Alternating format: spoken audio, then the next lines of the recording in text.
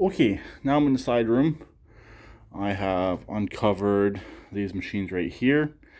Both of these do have batteries. This one has the battery that was in it whenever I bought it. This one has an unknown battery. I don't remember which one was in it. So you can see that's went flat.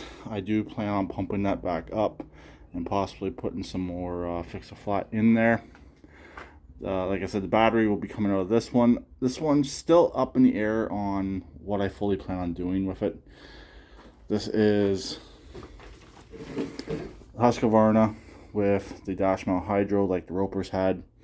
I've converted it over to a 6-speed, I believe, from a parts tractor that I did have actually stored in here at one time.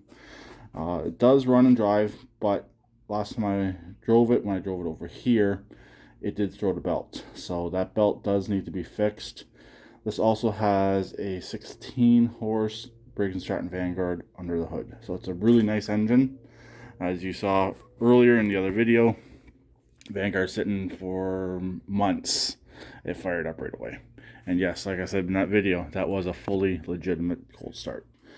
This one here has a Kohler V-Twin 16 or 18 horsepower.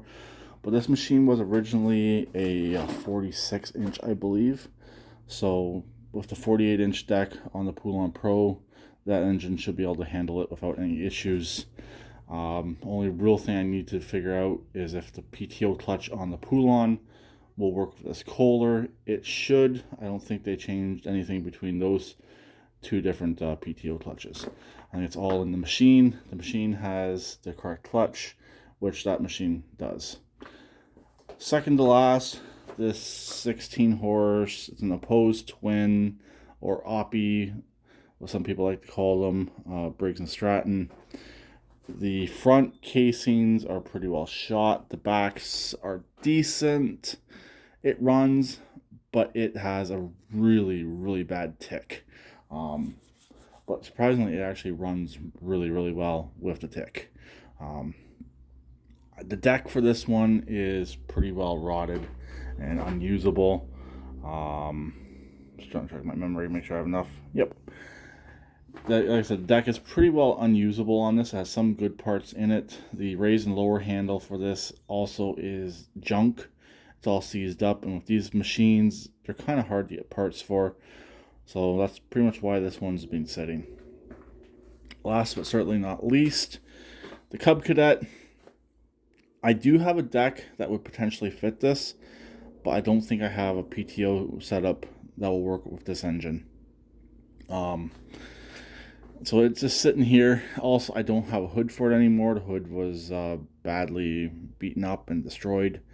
It would need some top end work on the engine, meaning air filters, stuff like that. But this does run. I'm not going to be starting it up in this video. It needs a fuel pump.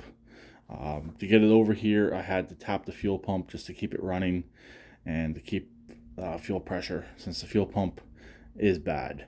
Other than that, that's pretty much it for this. As you can see, the rear casings are off of it. I wanted to put those on the golf cart after I blew out one that was on the golf cart, but these ones are in pretty rough condition. So this actually has golf cart casings and hoops on the back.